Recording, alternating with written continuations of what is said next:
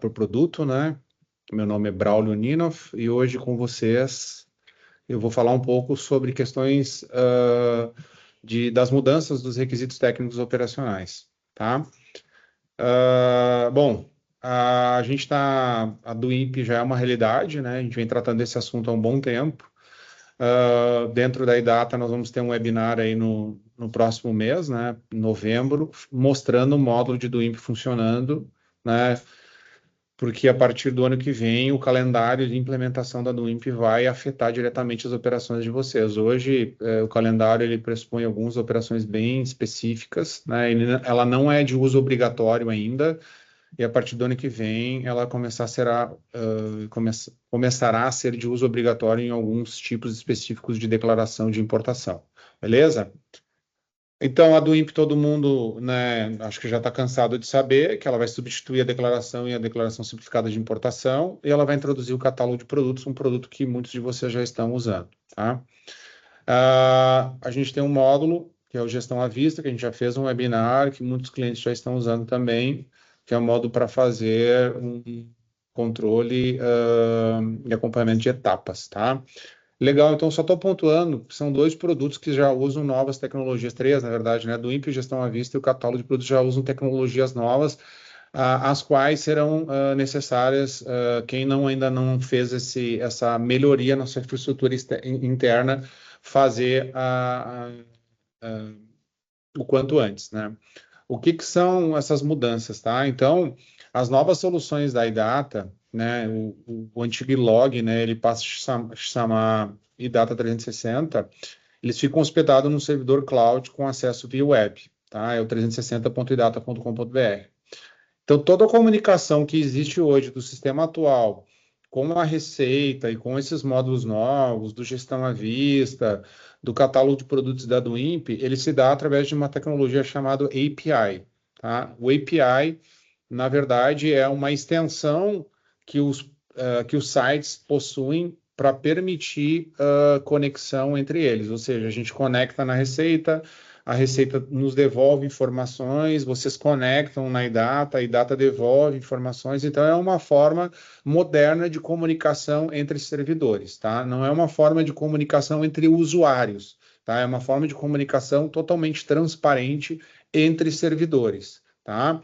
Então, aqui eu tenho um esqueminha, né, que mostra o cliente conectando no servidor, então ele faz uma requisição para o servidor retorna dados para ele e eles vão trocando informações com um formato, né, as APIs, né, ou as APIs, né, em português, né, elas usam um formato chamado JSON, tá, ou JSON, né. Antigamente, esse formato era o XML, né? Tanto é que todo mundo pergunta, mas a ADI, a do INPE, não vai mais usar o XML. Não, vai usar um formato agora chamado JSON. Qual é a vantagem do formato JSON sobre o XML, que já era uma melhoria? O formato JSON ele é mais compacto, ele é mais objetivo, ele basicamente contém somente os dados necessários para o servidor falar com o cliente e o cliente falar com o servidor.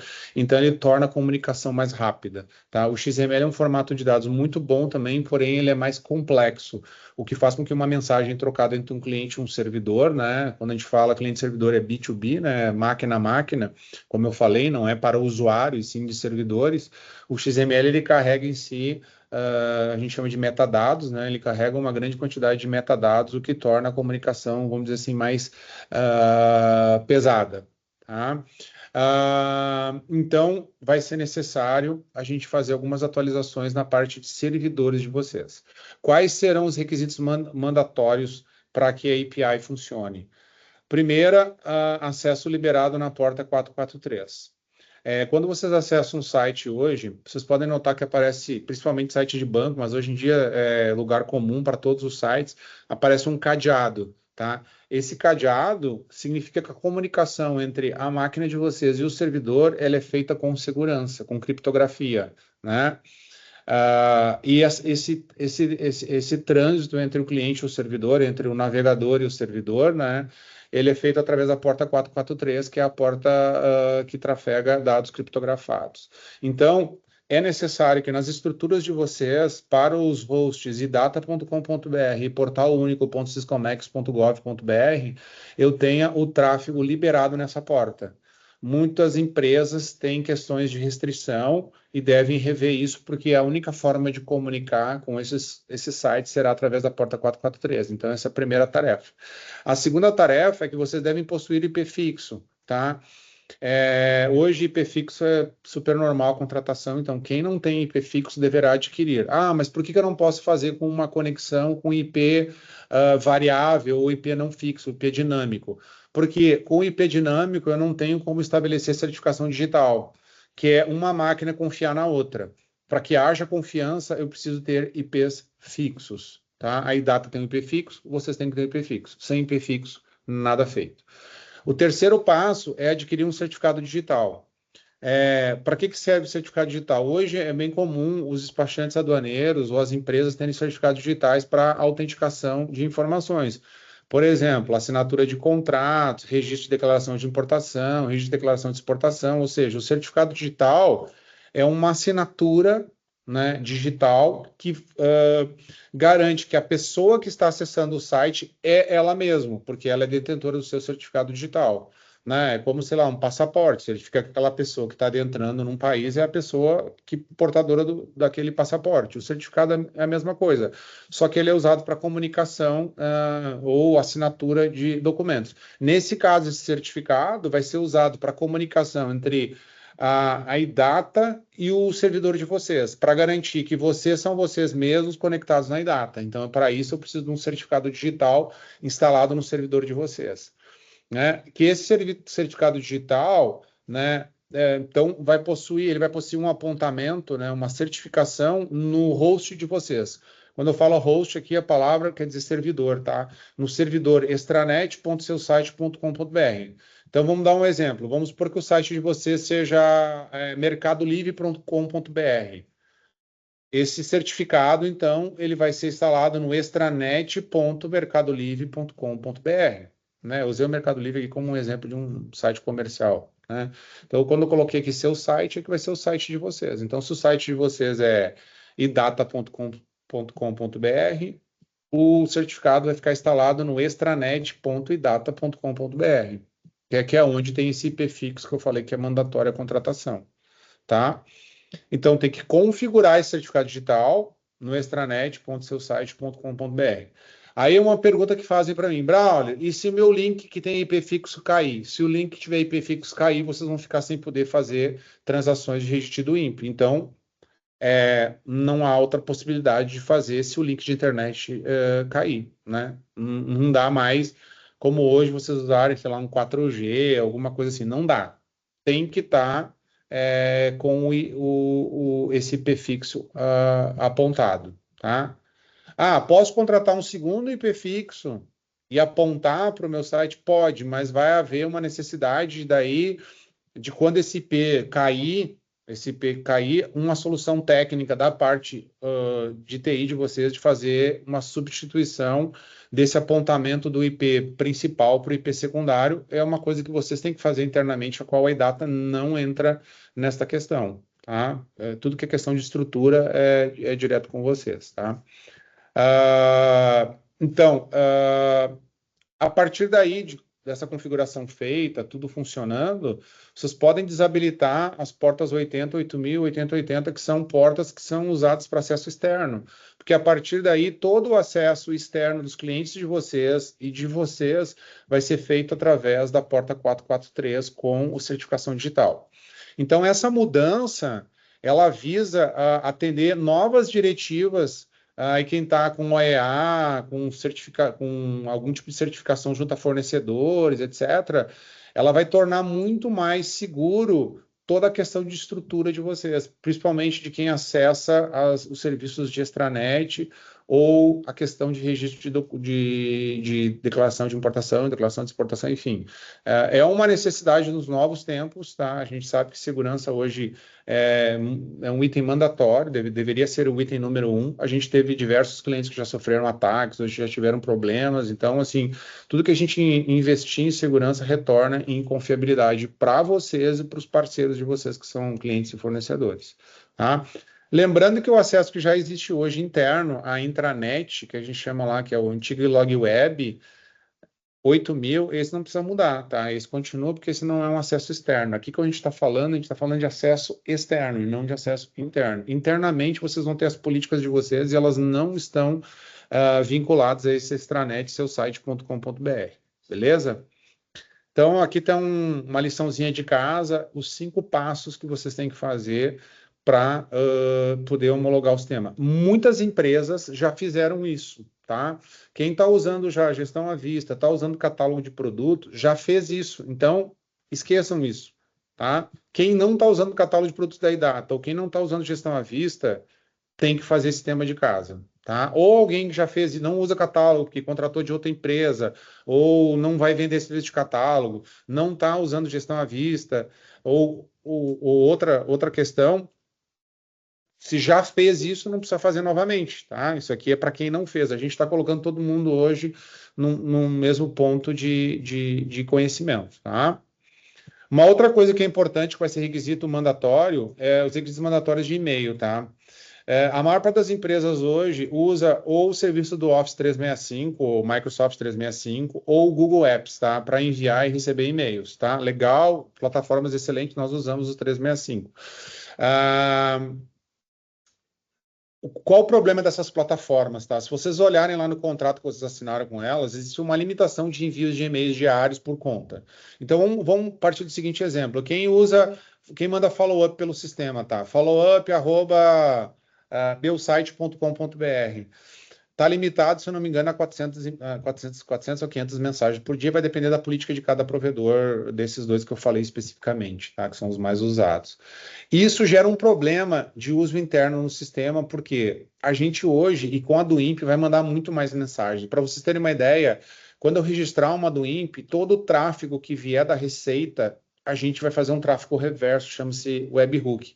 E eu vou precisar, no momento que eu recebo isso, também comunicar a vocês do que está acontecendo com a do INPE. E eu vou precisar disparar e-mails. Então, o fluxo de e-mails vai aumentar.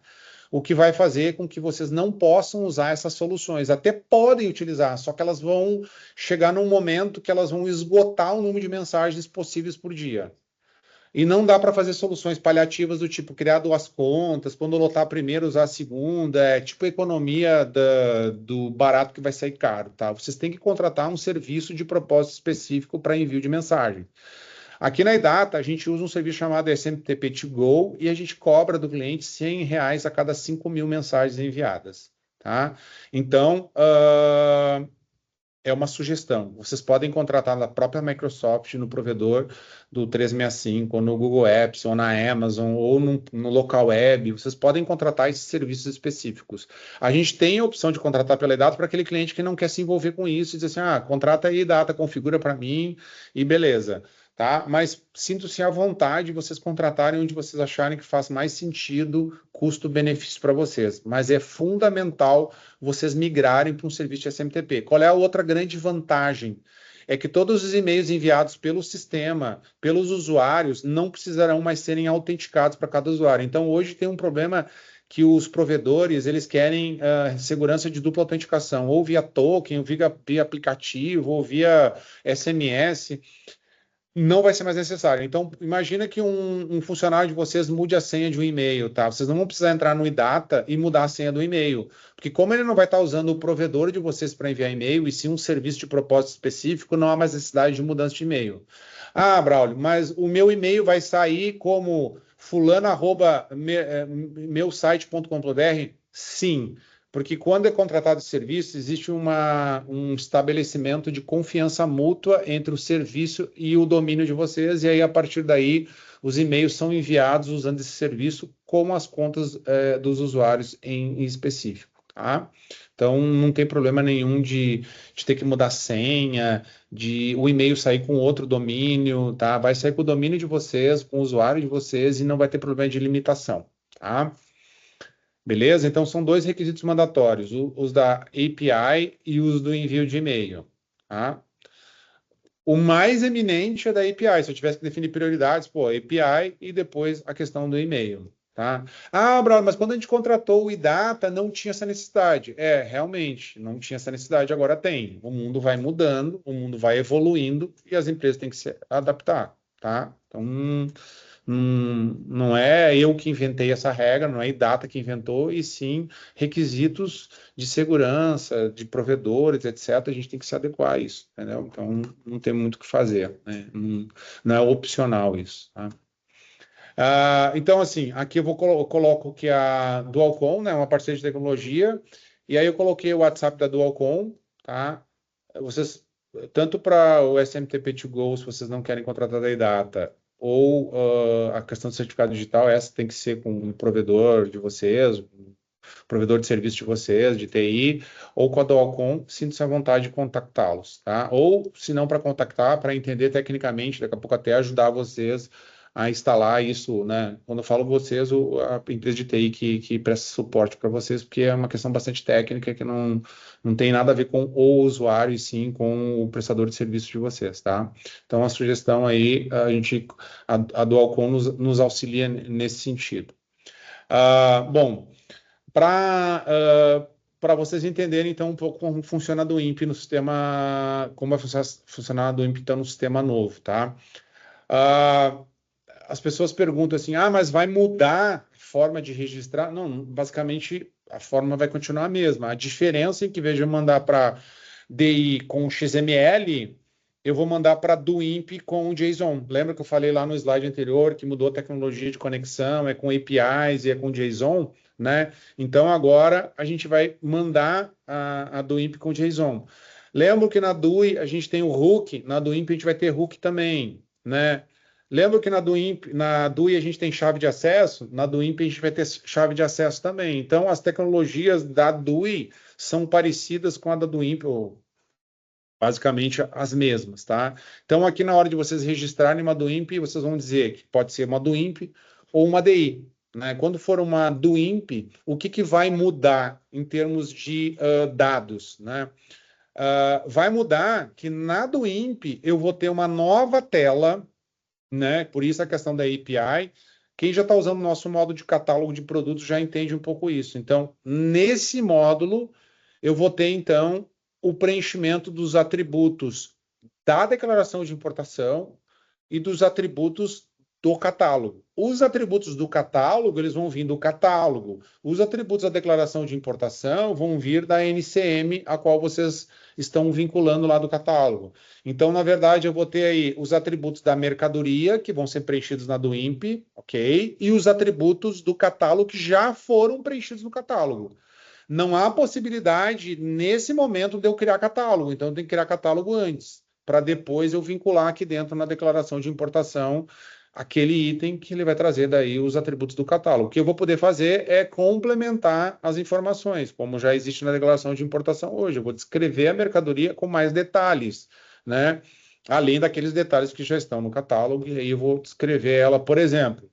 Se eu estou comprando uma mercadoria que tem uma cor específica, sei lá, uma camiseta, cor azul, eu vou colocar a cor, se não for um atributo da do INPE e não for um atributo do catálogo, né? Eu vou descrever na mercadoria na hora de eu registrar a mercadoria. Então, para isso que serve a descrição complementar da do INPE. Se vocês olharem a DUI, quem faz DUI é a mesma coisa. A DUI, o que é o catálogo na DUI? A nota fiscal de exportação. E o que é a DUI? A DUI basicamente vincula a nota fiscal de exportação a uma declaração de exportação e eu posso complementar os itens com alguma descrição adicional. Então, assim, traçando paralelos, dá para entender legal como funciona uma do INPE em relação a uma DUI. Tá?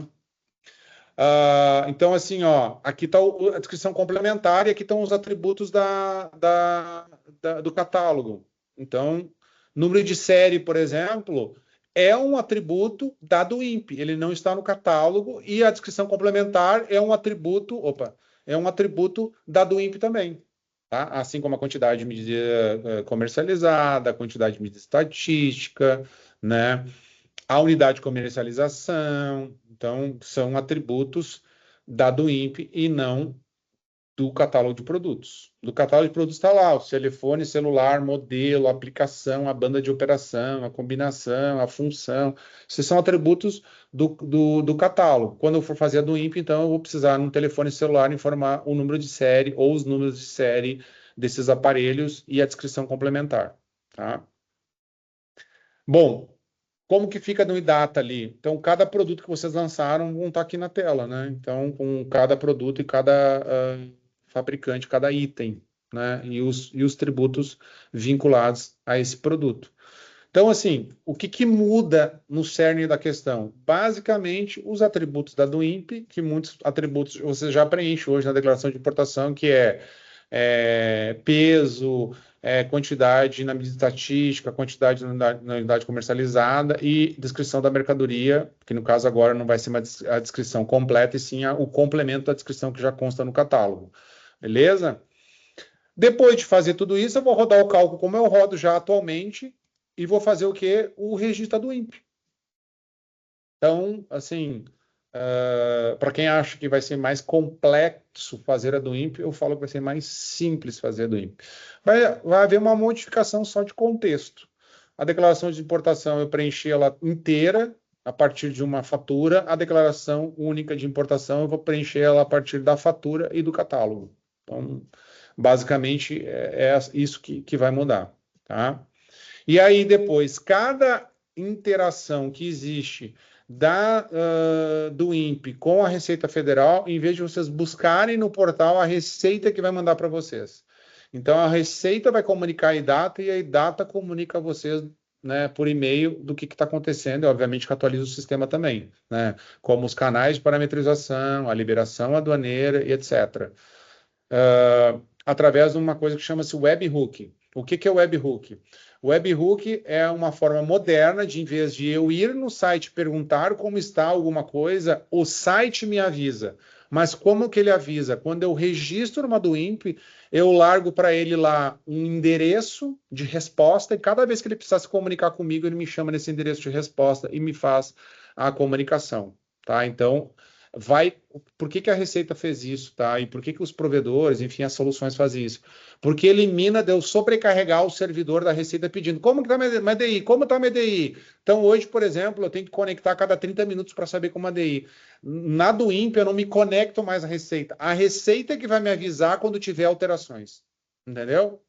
Imagine que, assim, para usar uma metáfora, tá? Imagine que vocês estão para embarcar num voo, tá? Em vez de vocês conferirem no painel se o voo está decolando, né? Se o voo vai sair, se o voo está atrasado, quem vai fazer isso para vocês é a companhia aérea, no caso a Receita Federal. Ela vai dizer, ó, o voo está atrasado, ó, a DI registrou, a DI parametrizou, a DI precisa disso. Ou seja, toda a comunicação sempre vai ser da DI com vocês e não de vocês com a ADI ou a do INPE, enfim, a declaração nova de importação. Tá? Então, essa é uma mudança conceitual do modelo de comunicação entre a do INPE e a Receita Federal. Vai ficar mais simples, tá? Então vocês não precisam ficar conectando toda hora.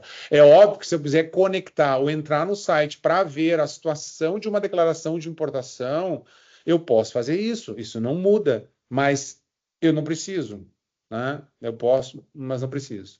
Tá? Beleza, pessoal? Era isso que eu tinha para passar para vocês. Fico aberto aí a perguntas e dúvidas.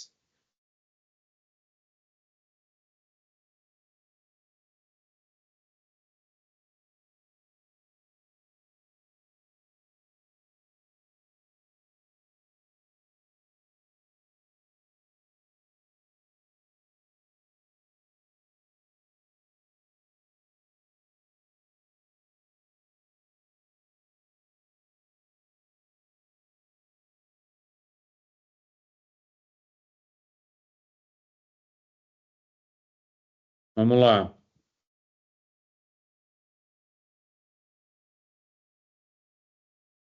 Vamos lá.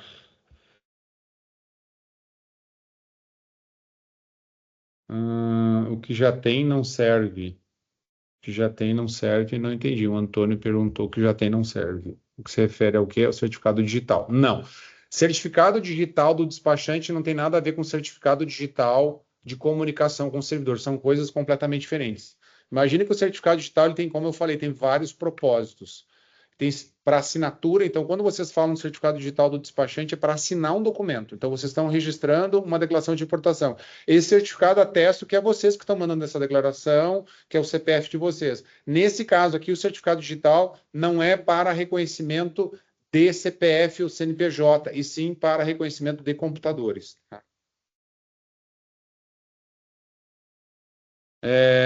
O Rodolfo falou ali que uma dica seria ter servidor na nuvem para TP fixo. Também pode ser, né? Tem muitas empresas que estão indo para um modelo de servidor em cloud. Tá? A gente fez um artigo essa semana, inclusive, no nosso site. Ah, ah, e esse artigo fala um pouco da tecnologia de hospedar o iData na nuvem, tá? Então, acesse nosso site lá, tem um artigo explicando isso, porque muitas pessoas fazem perguntas sobre cloud, tá? Daí a gente resolveu colocar todas as dúvidas num artigo no nosso blog lá no site data.com.br e lá vocês conseguem ter informações mais detalhadas de como migrar para a nuvem ou quais são as vantagens, quais são as desvantagens, né? Então, ah, é bem interessante, né? É, uma pergunta de um cliente um dia, mas se eu migrar para a nuvem, então eu vou ter que pagar por mês. Vou dar um exemplo. Se vocês forem para os Estados Unidos, vocês não possuírem apartamento lá, vocês vão ter que ir para um hotel, vocês vão pagar diárias no hotel. O cloud é a mesma coisa, né? Se vocês armazenarem o serviço de vocês num servidor que não é de vocês, vocês não acham que faz sentido você ter que pagar por esse serviço? Acho que faz sentido, né? Tem como ser de graça, né? De graça não existe nada, né? Nem o ar que a gente respira hoje é de graça. Então, assim, mas eu não pago hoje na minha infraestrutura. Não, tu pagou, tu comprou um servidor, tu tem um link dedicado, etc, etc. Então, é meio que, sabe, não existe isso de graça, só que está dentro da tua estrutura, enfim, já está lá dentro distribuído. Tu não vai ter que pagar mensalmente para isso, para um serviço, mas já está pagando para manter a estrutura, né? Então, esse de graça aí não existe, né? Não, e uma outra coisa muito importante, não é necessário ter uma estrutura de cloud para usar o iData, tá? Ninguém está obrigando vocês a mudarem. A gente fala que a estrutura de cloud ela é mais moderna. É como o carro elétrico. Ninguém é obrigado a comprar um carro elétrico. Mas o carro elétrico é melhor que um carro a combustão, né? Por vários aspectos, né? Mas, né? Muda quando financeiramente ou quando tecnicamente fizer sentido. Não há necessidade nenhuma de mudar. Olha, eu tenho um servidor aqui que me atende muito bem, eu tenho IP fixo, barará. Cara, mantenha a tua estrutura, não tem por que investir, mandar para a cloud se a tua estrutura já está funcionando, né? Já tem está sendo bem servido, tá? Então, não há por que mudar para a cloud, não é obrigatório vocês mudarem para a cloud, tá? Vão ter treinamento? Sim, a gente vai fazer um treinamento com todo mundo junto, tá? Um treinamento e gravar um vídeo depois, que a gente fizer a apresentação do módulo. Mas a gente não vai fazer treinamentos individuais, tá? Na do INPE. Tá? Vai ser um treinamento e depois pelos canais normais, ah, de suporte, como você já tem hoje, tá? Não tem como tecnicamente fazer um treinamento com cada uma empresa, com cada usuário, entendeu? O que eu sugiro vocês é se inteirarem bastante no portal único, vocês já podem fazer uma declaração de importação, entenderem como funciona, porque as pessoas fazem muitas perguntas, né, achando que nós temos todas as respostas, tá? A gente não tem todas as respostas, vocês têm que contactar os órgãos pertinentes que são responsáveis. Olha, mas eu vou ter que preencher tal campo. Gente, nós não somos despachantes aduaneiros, nós fizemos software para despachante aduaneiro, então a gente às vezes tem as mesmas dúvidas que vocês têm, né? Mas como vai funcionar o ex-tarifário na do INPE? Tem que falar com a Receita, é ela que bolou o sistema novo, né? A gente pode até perguntar, mas a gente não vai ter resposta para quase todas as perguntas de vocês. Então, é legal vocês interagirem com os módulos da própria e interagirem com a própria Receita, abrirem chamado lá no site da Receita perguntando sobre dúvidas lá, e eles estão bastante receptivos, tá? Fazendo treinamentos, né? Esse trabalho é um trabalho muito grande para a gente levar ele na base do vamos ver como vai ser, como vai funcionar. Então, acho que assim, acho que está mais que na hora assim de todo mundo correr atrás, tá? A gente, na medida do possível, vai responder o que a gente sabe, mas tem coisas que a gente ou não sabe, ou a gente não se sente confortável de responder para vocês, e daqui a pouco induzir vocês a um erro, tá? Então, acho legal vocês também interagirem com a Receita Federal, né? E lerem bastante, procurarem lá no site, tem bastante informação, e usarem o sistema da Receita, né? E também vocês vão poder. Alguém pergunta assim: mas como que funciona? Eu cadastrei o item no catálogo, como vai funcionar na do IMP? Gente, pega o cliente de vocês, que vocês já fizeram o catálogo, vão lá, comece uma do IMP que vocês vão entender como funciona, tá? Se vocês tiverem dúvida, o módulo da Receita já está funcionando. Bom, aí tem coisas aqui falando sobre, especificamente da do IMP, que a gente vai falar no webinar, mas já vou responder. Vai ter planilha, a mesma planilha, gente. A planilha não mudou, né? Planilha vai continuar existindo. O que a gente vai validar é se os itens da planilha estão no catálogo, porque hoje, como eu preciso do catálogo, a gente vai validar se os itens estão no catálogo, para que se eles não tiverem, vocês vão ter que. A partir de quando vão usar o sistema? A partir da segunda quinzena do mês de novembro, vai ter a opção de registrar do INPE. Então, quando for obrigatória do INPE aquela operação que vocês foram contratados para fazer, vocês vão ter disponível já do INPE, tá? Então, na verdade, não existe um novo sistema, tá? Existe uma nova possibilidade de registro. Não existe novo sistema. Isso é uma grande confusão. O sistema é o mesmo, só vai dar a opção de quem usa o nosso sistema desde da RE, quando migrou para DUI, a gente não criou um sistema novo, a gente criou uma sistemática nova. Agora dá para fazer DUI também, além de poder fazer RE. Até porque o RE ficou no ar por um bom tempo. Começou faseado, que nem a do INPE, faseado, permitiu umas operações e tal, e a gente manteve os dois sistemas. A gente vai manter os dois sistemas, apenas na do INPE tu vai ter algumas exigências diferentes da declaração de importação. Então, para mim, na minha cabeça, é muito simples. Se eu vou fazer DI e é obrigatório ainda usar DI, eu vou continuar usando o sistema como ele é hoje. Se eu vou fazer do INPE e é obrigatório fazer do INPE, ou o meu cliente me obrigou a fazer do INPE, mesmo não sendo obrigatório, eu vou fazer a declaração de importação nova. E aí eu vou ter que preencher alguns campos diferentes do que eu preenchi antes. Na prática, basicamente é isso. Tá? O faturamento vai mudar? Não vai mudar, gente. Mas o demonstrativo vai mudar? Não, não vai mudar. O extrato vai mudar? Vai ter um extrato do INPE, assim como tem o extrato da DUI, assim como tem o extrato da DI. Tá? No caso de que uma empresa múltiplo serviço de nuvem, qual o sistema de cloud que o IDATA utiliza? Assim, o IDATA usa qualquer serviço de cloud que vocês hospedarem no sistema de vocês, tá? Imagine que a IDATA é a montadora de carro, Volkswagen, BMW, Chevrolet. A gasolina que o posto der vai funcionar, desde que não seja batizada, né? A gasolina que o posto der vai funcionar. Então, a gente fornece o sistema. Aonde que vocês vão hospedar o sistema? Se é interno, se é no cloud do Google, se é no cloud da Microsoft, se é no cloud do provedor da cidade de vocês, não nos interessa, desde que tenha os requisitos básicos, né? Usando a metáfora da gasolina, desde que seja gasolina, com octanagem X, etc., vai funcionar no carro. Então, a gente não tem um provedor que a gente indique que é melhor ou pior, assim, aquela história. Quem tem que saber que é melhor ou pior é o, né, provedor que vocês contratarem junto com a equipe técnica que vai decidir o que é melhor, por compliance, etc. Se é Google, se é Azure, se é Amazon, se é, sei lá, provedor da cidade de vocês, enfim, local web. Para nós, pouco interessa isso, né? O sistema vai funcionar com qualquer, como já funciona hoje, com qualquer provedor, né? Hoje a gente tem assim, ó, acho que 50% da nossa base de clientes já trabalha com cloud, tá? Acredito que 50%. Qual é que são as vantagens do cloud, né? As vantagens do cloud são inúmeras. A grande principal vantagem que eu vejo é a questão do meu serviço estar disponível 24/7, porque a estrutura do cloud é composta de servidores com redundância, etc. E quando vocês têm o sistema hospedado dentro da empresa de vocês não está, vamos dizer assim, limitados à estrutura da empresa. Então, por exemplo, um caminhão passou e arrancou, derrubou um poste de fibra ótica, qual serve a empresa de vocês. Vocês vão ficar sem internet, provavelmente.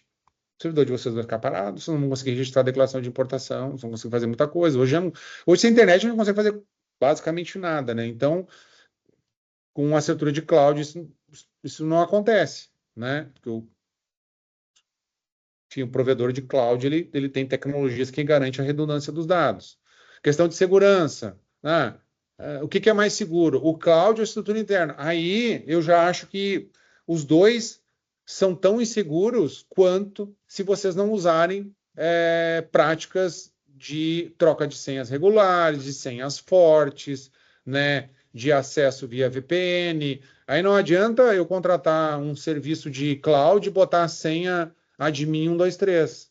Não adianta eu encontrar um serviço de cloud e ter um vírus na minha máquina que vai transferir para o servidor. Gente, isso não tem nada a ver com cloud. O cloud é só o local onde é que está armazenada a informação de vocês. Se vocês continuarem sendo prolixos com o local onde é que vocês armazenam, vai continuar tendo problema de segurança. Na verdade, é só um servidor virtual. Então, não muda nada em termos de segurança. Vocês já deveriam fazer o tema de casa em termos de segurança, né? É claro que no caso de um ataque de hacker por negação de serviço, que a gente chama, um Azure, um Amazon, eles têm ferramentas que vão filtrar aquele ataque de forma mais eficiente, a qual uma empresa de vocês, de repente, vocês não vão ter essas ferramentas.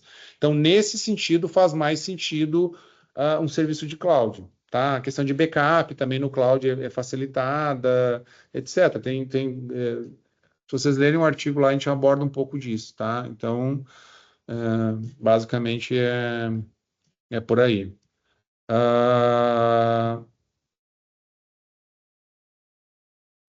assim, cronograma, tá? Cronograma é quem dita isso é a Receita Federal. Eu não sei se Marítimo vai ter até o até o início de janeiro de 2025. Tá meio turbo esse negócio, ninguém sabe, ainda não foi divulgado esse cronograma, então tem que ficar acompanhando. Agora tem que ficar em cima, tá? Não dá mais para se fazer de desentendido. Como podemos saber se o nosso está seguindo as configurações necessárias? Bem fácil de saber, tá? Vocês podem abrir um ticket junto à IDATA e a gente vai dizer para vocês se vocês já estão ou não, né? Ainda não consigo ver, não consegue ver do INPE porque a gente não disponibilizou o módulo para todo mundo. Não, o JSON não vai ficar salvo nos arquivos, tá? Porque JSON não é um arquivo, gente. Aí que tem uma grande confusão. JSON é uma forma de comunicação e não uma forma de armazenamento de dados. Não vai ficar salvo nos arquivos como existe o XML ADI, tá? Não existe isso mais. Tirem isso da cabeça. Não existe mais. E como que fica o meu cliente que usa o XML ADI? Ele vai ter que desenvolver uma outra coisa lá para extrair os dados via JSON da API da Receita, tá? Ou da API do IDATA, né? Ele não vai mais ter o XML. Mas tem uma empresa que converteu o JSON para o XML. Nós não vamos fazer isso, tá? No primeiro momento, nós não vamos fazer isso. Quer dizer que não podemos fazer, mas nós não vamos fazer porque senão é o seguinte: imagine que eu converta o JSON para XML e no JSON eu tenho mais informações que no XML. Como que eu vou fazer daí? Lembrem que o XML da DI não é o JSON da do INPE. A do INPE tem mais informações, ou até menos informações em alguns casos, que o XML. Aí imagina eu vou ter que ficar criando campo no XML que não existe para colocar da do INPE. E removendo o campo do XML que não existe na do INPE. E aí o cliente de vocês vai dizer assim, agora que vocês inventaram essa conversão, eu quero que funcione. A gente não vai trazer esse problema para dentro da empresa nem para vocês. Então, assim, o cliente que usa XML para fazer alguma coisa, tirem da cabeça dele usar XML. Não vai ter mais. Ele vai ter que se adequar nos processos dele lá dentro, tá? O layout vai permanecer como o de hoje. Penso que já tivemos isso, podemos ir treinando. Sim, o layout vai ficar muito parecido e a partir da segunda quinzena vai estar disponibilizado no webinar, vocês já podem ir treinando. O Syscomex é para daí via Marítimo continua valendo depois de janeiro de 2023. Janeiro de 2023, nós estamos em 2024, não entendi. O Jairo perguntou. Ô Jairo, eu não sei porque vai depender da receita, tá? Assim, eu tô tão mal informado quanto vocês, porque a do INPE, como tudo nesse país, não funciona de forma como deveria, tá? Então, umas informações desencontradas e tal. Inclusive, a Receita falou uma coisa, tá? Que é importante. Os estados que não estiverem com o CMS integrado para liberação da declaração única de importação, mesmo que na do INPE já exista a opção de registrar, não conseguirão fazer o registro porque o estado não tem como emitir a liberação da carga, porque o pagamento do CMS vai ser integrado à do INPE.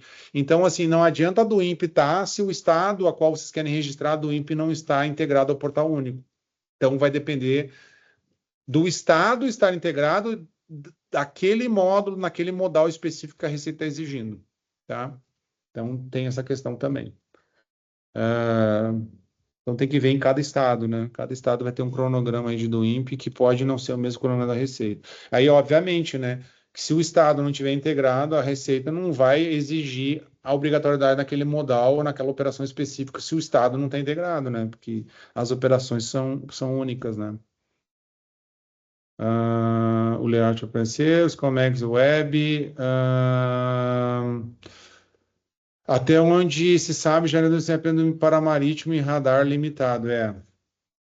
O Rio Grande do Sul não está integrado, tá? O Rio Grande do Sul não está integrado. Inclusive, nós vamos fazer com um cliente nosso. A gente já registrou uma do INPE, tá? Só para vocês saberem. A gente vai fazer o registro de uma do INPE com acompanhamento do Cefaz do Rio Grande do Sul aí em novembro agora, tá? A gente vai tentar fazer antes do webinar para ver se a gente consegue trazer esse case no webinar e mostrar para vocês as dificuldades que nós tivemos, tá? Mas assim, o que vai acontecer? A gente vai fazer um registro de uma do INPE na EAD de Novo Hamburgo, que é uma zona secundária, ela vai estar avisada. O ICMS vai estar avisado, com a possibilidade de ele fazer a liberação da carga mesmo, se não funcionar direito o pagamento integrado, se é que está funcionando. Então, para nós, ainda é também uma coisa a qual a gente não sabe ainda o que vai acontecer, tá? Por isso que a gente quer fazer a primeira para desmistificar muitas coisas que estão sendo faladas aí. A gente vai fazer um registro de uma DUNP mais simples e o próprio cliente que vai se propor a fazer, ele sabe que a mercadoria dele pode ficar parada 20 dias, tá? Pagando armazenagem, enfim. Então, tem isso também. A gente vai ter que achar essa cobaia que se propõe a fazer isso. Lembra das primeiras vacinas de Covid, né? Alguém vai ter que ser o primeiro a tomar e, quem sabe, ter rabo de jacaré, tá? Não, na verdade não existe rabo de jacaré, né? É só uma brincadeira.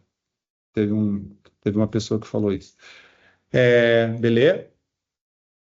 Mais alguma pergunta?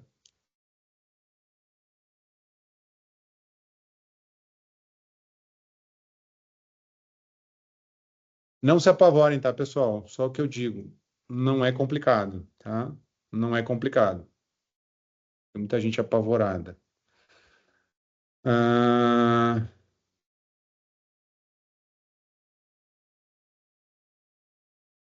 beleza, pessoal? Então,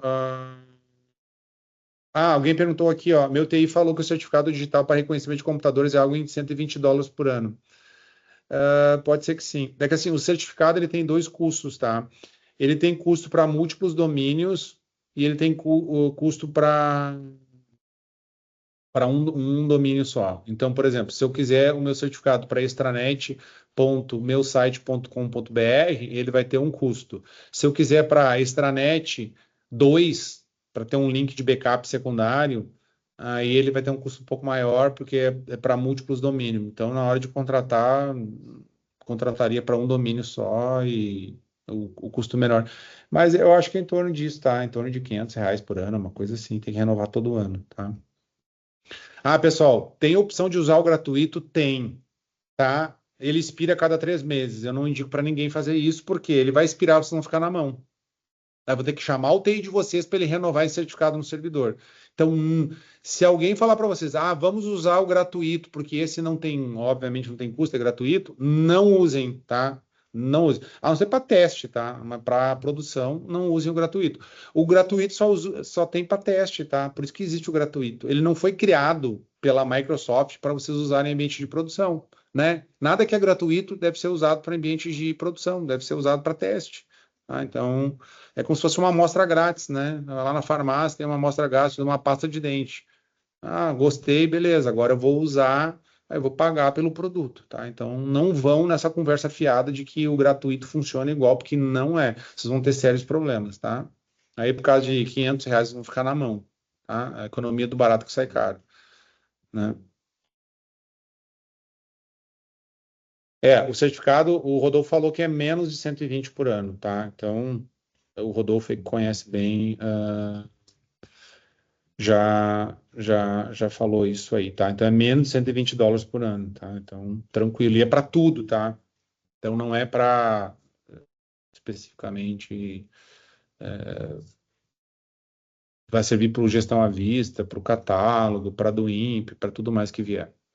Show de bola, pessoal. Um bom final de semana a todos e nos vemos no próximo webinar, dia 21, tá? Lá nós vamos mostrar do INPE na prática dentro do sistema e vamos liberar o modo para todo mundo na sequência e aí com o treinamento vocês vão poder começar a simular o do